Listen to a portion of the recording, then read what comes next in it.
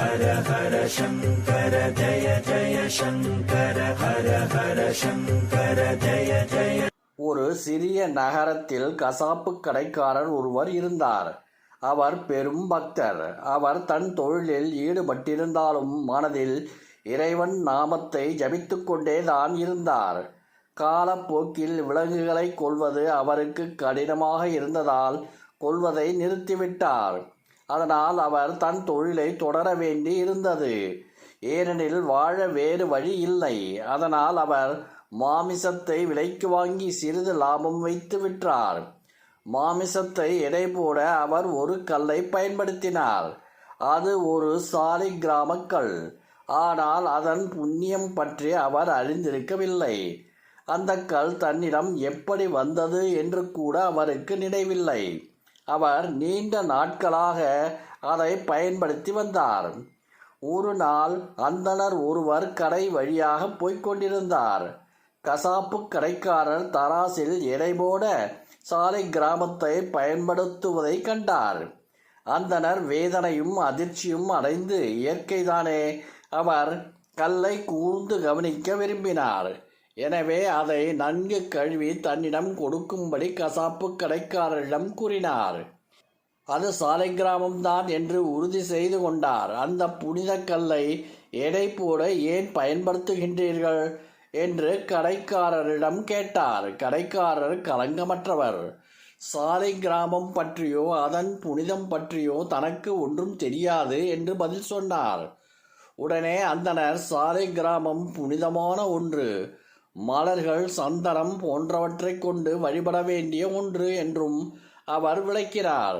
தன் பூஜை அறையில் மற்ற தெய்வங்களுடன் சாலிக்கிராமத்தை வைத்து வழிபட விரும்பினார். அதை தன்னிடம் தரும்படி கேட்டார். கசாப்பு கடைக்காரரும் உடனடியாக அதற்கு ஒப்புக்கொண்டார். அந்தணர் அதை தன் வீட்டுக்கு கொண்டு சென்றார். இறைவனின் மற்ற உருவங்களுடன் பூஜை அறையில் வைத்து விஸ்தாரமான சடங்குகளுடன் வழக்கம்போல் நைவேத்தியம் செய்து வழிபட்டார். ஆனால் சாலிக்கிராமத்தில் இருந்த தேவதை அந்த மாற்றத்தை விரும்பவில்லை. கசாப்பு கடைக்காரர் அதை அன்புடன் பக்தியுடன் கையாண்டு வந்தார்.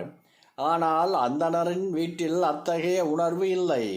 அந்த அந்தணரின் அன்பில்லாத வழிபாட்டையும் உறவையும் அதனால் சகித்து கொள்ள முடியவில்லை. எனவே ஒரு நாள் சாலிக்கிராம தேவதை அவர் கனவில் தோன்றியது. என்னை ஏன் இங்கே கொண்டு வந்தாய்? கசாப்பு கடைக்காரர் உண்மையான பக்தர். நான் அவருடன் மகிழ்ச்சியாக இருந்தேன். அவர் எப்போதும் என் புனித நாமங்களை பாடிக்கொண்டிருந்தார். அவ்வப்போது தன் கை கரங்களாலேயே தராசில் என்னை மெதுவாக வைப்பார். ஓ, அவருடைய கைகள்தான் எத்தனை இதமானவை, அன்பு நிறைந்தவை. அவர் தொடுவது சுகமாக தழுவுவது போல இருக்கும். அவர் இதயம் பக்தியால் நிறைந்திருக்கின்றது. அவர் வாடிக்கையாளர்களுடன் பெரும்பாலும் என் புகழை தான் பேசிக்கொண்டிருப்பார். நீ எனக்கு நிறைய நைவேத்தியம் செய்கிறாய், விஸ்தாரமாக பூஜை செய்கிறாய். ஆனால் இங்கே அன்பு பக்தி இல்லை. எனவே எனக்கு மகிழ்ச்சியே இல்லை.